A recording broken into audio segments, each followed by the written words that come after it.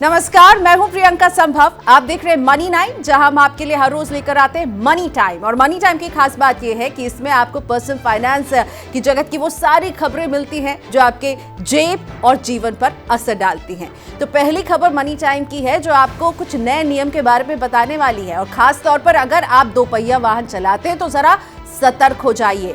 Road transport ministry ने दोपहिया वाहन चालकों के लिए नए नियमों को अधिसूचित कर दिया है और इसके तहत अब मोटरसाइकिल या स्कूटर पर 4 साल से कम उम्र के बच्चे के लिए सेफ्टी हार्नेस और हेलमेट लगाना अनिवार्य हो जाएगा। इतना ही नहीं, बच्चे के साथ वाले दोपहिया वाहनों की रफ्तार 40 किलोमीटर प्रति घंटे से ज्यादा नहीं हो सकती।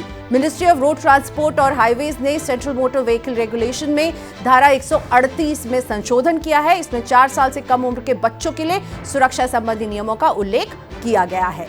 नए नियम की बात हो गई और अब लेकर आते हैं नौकरी करने वालों के लिए एक अच्छी खबर। कंपनियों की वित्तीय स्थिति में मजबूत सुधार और सकारात्मक कारोबारी धारणा के बीच इस साल देश में वेतन वृद्धि औसत 9.9% होगी।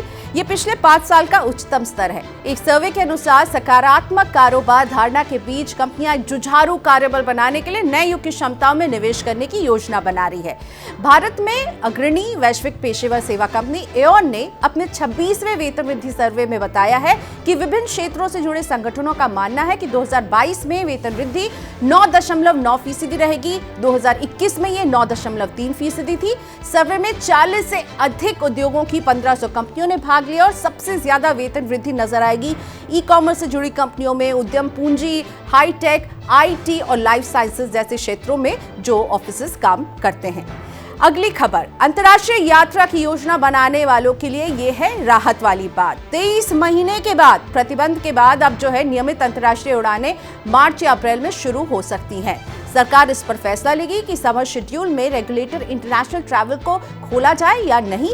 एविएशन मिनिस्ट्री ने अंतर्राष्ट्रीय सेवाएं शुरू करने के लिए एक आंतरिक लक्ष्य तय किया है। मिनिस्ट्री का कहना है कि जैसे कि डोमेस्टिक कैपेसिटी 80% पहुंचेगी तब इंटरनेशनल फ्लाइट को नियमित कर दिया जाएगा। महामारी से पहले यानी 2020 में घरेलू एयरलाइंस 2800 से ज्यादा उड़ानों का परिचालन कर रही थी। 13 फरवरी को 2058 उड़ानों का संचालन किया गया जो कोविड पूर्व स्तर का 80% है। ऐसे में अंतर्राष्ट्रीय उड़ानों पर लगा प्रतिबंध जल्द खत्म होने की संभावना बन रही है। विमान यात्रियों के लिए अगली खबर थोड़ा सा परेशान उन्हें कर देगी। अंतर्राष्ट्रीय स्तर पर कच्चे तेल की कीमतों में बढ़ोतरी के चलते विमान ईंधन यानी कि एटीएफ की कीमतों में बुधवार को 5.2% की वृद्धि हुई। इसके बाद देश में एटीएफ के दाम रिकॉर्ड ऊंचाई पर पहुंच गए हैं। 2 महीने से भी कम समय में एटीएफ की कीमतों में ये चौथी बढ़ोतरी हम देख रहे हैं। दिल्ली में एटीएफ की कीमत 4,481 रुपए प्रति किलोलीटर बढ़कर 90,519 रुपए प्रति किलोलीटर पर पहुंच गई है। ये एटीएफ का अब तक का सबसे उच्चतम स्तर है। एटीएफ की कीमत अगस्त 2008 में 71,028 रुपए प्रति किलोलीटर थी। एलआईसी के पास बिना दावे के पड़ा है कितना रुपया, बताते हैं आपको मनी टाइम की अगली खबर में।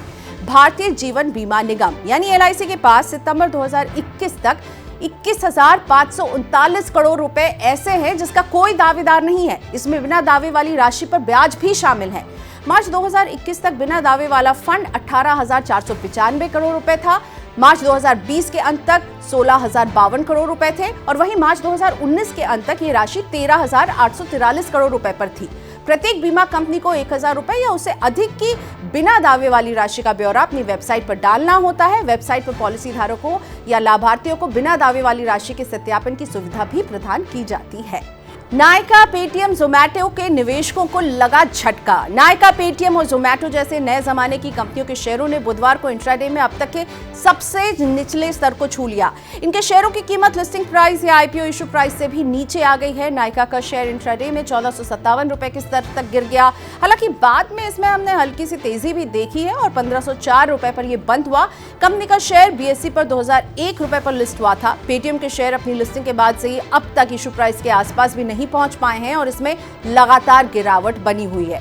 बुधवार को पेटीएम का शेयर 860 रुपए के स्तर पर बंद हुआ। जोमैटो का शेयर 84 रुपए 95 पैसे पर बंद हुआ है।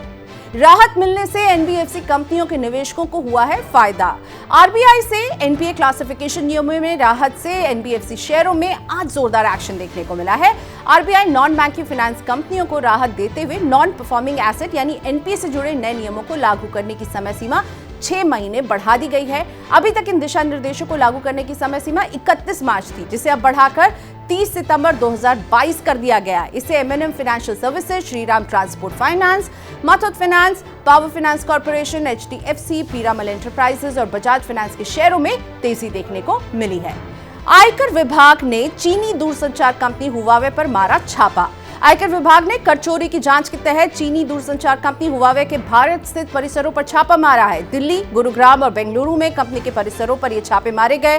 कंपनी पर कर चोरी का आरोप है। हालांकि हुआवे का कहना है कि देश में उसका कारोबार पूरी तरह कानून के पालन के साथ चल रहा है। उल्लेखनीय है कि एयरटेल ने हुआवे के साथ देश में 5G सेवाओं के लिए करार किया है। एप्पल आईफोन 14 सीरीज कब होगी लॉन्च, बताते हैं आपको। एप्पल इस साल अपने आईफोन 14 सीरीज को लॉन्च करेगी। कंपनी ने बिग लॉन्च के लिए तैयारियां शुरू कर दी हैं। मीडिया रिपोर्ट के मुताबिक आईफोन 14 लॉन्च इवेंट इस साल सितंबर में आयोजित होगा। ऐसी भी खबरें आ रही हैं कि एप्पल i14 जो है वो बहुत ज्यादा इसमें बदलाव करने वाली है। द सन की रिपोर्ट हमें बता रही है कि आईफोन 14 के लिए लॉन्च इवेंट 13 या 14 सितंबर को हो सकता है। एप्पल नया 27 इंच iMac Pro को M1 चिप और मिनी LED डिस्प्ले के साथ इस साल जून में लॉन्च करने की भी योजना बना रही है। पेट्रोल डीजल कीमतों में बढ़ोतरी का सिलसिला जल्द होगा शुरू। अंतर्राष्ट्रीय स्तर पर कच्चे तेल की कीमत 7 साल के उच्च स्तर पर पहुंच गई है और इससे पेट्रोल डीजल के महंगे होने के चांसेस काफी बढ़ गए हैं और ये सिलसिला लग रहा है अब शुरू होने वाला है। हालांकि भारत में विधानसभा चुनाव के लिए 7 मार्च को मतदान खत्म होने के बाद ही ईंधन की कीमतों में वृद्धि होगी, लेकिन पड़ोसी देश पाकिस्तान में बुधवार को पेट्रोल, डीजल और केरोसिन की कीमतों में भारी बढ़ोतरी कर दी है। पेट्रोल की कीमत में प्रति लीटर 12 रुपए की बढ़ोतरी हुई है और इसके बाद इसकी कीमत 159 रुपए 86 पैसे प्रति लीटर हो गई है और डीजल की कीमत 9 रुपए 53 पैसे बढ़कर 154 रुपए 15 पैसे लीटर हो गई है। अब आपको देते हैं स्टार्टअप दुनिया की हलचल। थोक बाजार क्षेत्र के ई-कॉमर्स प्लेटफॉर्म उड़ान ने सभी कर्मचारियों के लिए एक ईसॉप नीति की घोषणा की है। कंपनी ने इसके लिए अब 1 साल की इंतजार अवधि को खत्म कर दिया है। आमतौर पर कर्मचारियों को ईसॉप योजना में शामिल होने के लिए 1 साल का इंतजार करना पड़ता है। उड़ान में प्रत्येक कर्मचारी को उनके वार्षिक प्रदर्शन के आधार पर ईसॉप आवंटित किया जाएगा। शिक्षा टेक्नोलॉजी क्षेत्र की कंपनी प्लैनेट स्पार्क इस साल 10,000 अंग्रेजी शिक्षकों की भर्ती करेगी। कंपनी का इरादा अपनी बाजार उपस्थिति बढ़ाने का है। प्लैनेट स्पार्क प्लेटफॉर्म पर पहले से ही 2100 से अधिक शिक्षक मौजूद हैं।